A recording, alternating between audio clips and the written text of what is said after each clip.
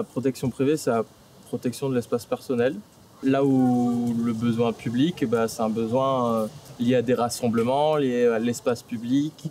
Moi, je suis d'accord, je pense que c'est deux choses différentes. Je pense que les personnes qui protègent leur espace privé, qui se mettent des alarmes ou des barreaux, etc., je pense qu'ils veulent aussi se sentir protégés. Mais je pense pas que la police devrait, puisse être présente à tout moment de la vie. Dans l'espace personnel, la sécurité privée a évidemment ses limites. Dès qu'on passe dans le côté intervention, choses comme ça, là on tombe dans un cadre légal qui fait qu'on a besoin de la sécurité publique, qui a un rôle institutionnel, on va dire. C'est pour ça que ça se complète, mais après, dans l'approche, pour moi, c'est différent aussi.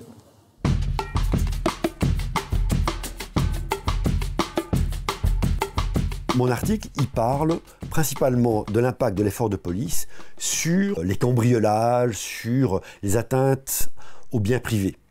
Donc effectivement, la personne qui intervient dans le micro-trottoir nous dit la police, elle intervient pour beaucoup de choses, et pour certaines choses, ça n'a rien à voir avec la protection privée.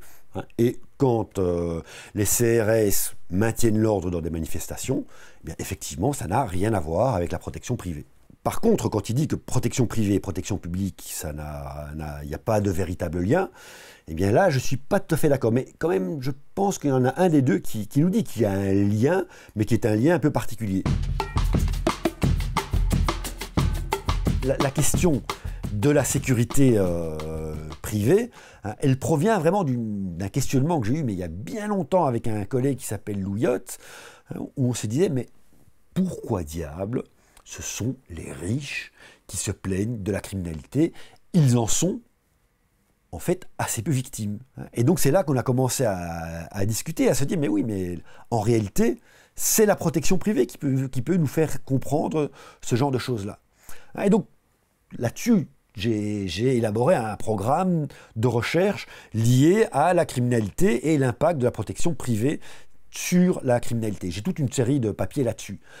Ensuite, très souvent, quand j'ai présenté ces papiers-là, beaucoup de gens disaient « Oui, mais il manque l'aspect public de la chose. » Il y a la sécurité, c'est pas juste une histoire d'individus qui se protègent ou qui se protègent pas. Il y a beaucoup de choses qui sont liées à l'effort public de protection. Et donc c'est là que j'ai commencé à me dire, mais effectivement, il doit y avoir une interaction entre les deux. Donc la question qu'on pose, c'est qu'est-ce qui cause quoi?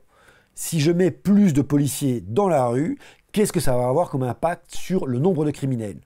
Mais ce sont des questions qui sont hyper compliquées. Parce qu'on ne peut pas simplement regarder la corrélation qui existe entre le nombre de policiers et le nombre de criminels. Ça ne nous dit rien du lien causal. Donc il y a toute une approche théorique et puis après ça empirique qui nous permet de dire ce genre de choses-là. Donc l'idée de cet article, c'est de véritablement analyser le lien qu'il y a entre cette protection publique et cette protection privée, et entre autres de voir s'il y a une complémentarité ou une substituabilité dans les deux efforts. Je veux dire qu'il se pourrait que l'effort de protection publique ait un impact qui soit différent suivant qu'on ait beaucoup de protection privée ou non. Prenons un exemple simple, les alarmes. Si vous mettez une alarme chez vous, et qu'il y a beaucoup de patrouilles de police, évidemment que l'alarme sera plus efficace quand il y a beaucoup de patrouilles de police que peu de patrouilles de police. Et donc on pourrait envisager que les patrouilles de police aient un impact plus positif pour les gens qui sont détenteurs d'alarme que pour ceux qui ne le sont pas. Si je place une alarme chez moi, une des raisons pour lesquelles je pourrais le faire, c'est pour rendre ma maison beaucoup moins intéressante pour les cambrioleurs. S'ils voient une maison protégée par une alarme, où on voit très clairement que cette alarme est reliée à un centre de gardiennage privé, eh bien, ces cambrioleurs-là se diront ça va être coûteux en fait de s'attaquer à cette maison-là. Peut-être qu'il vaudrait mieux que je m'attaque à la maison d'à côté.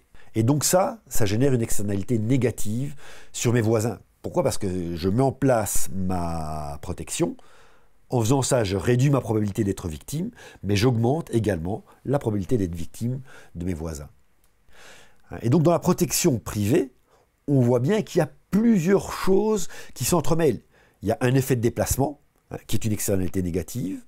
Il y a un effet sur le taux de criminalité générale, qui est que ça rend la criminalité moins intéressante, qui là est une externalité positive. Et puis, il y a un effet qui est purement privé, qui est que moi, personnellement, qui investis, eh bien, je vais être moins souvent victime de criminels. Déclenchement d'alarme, identifiez-vous.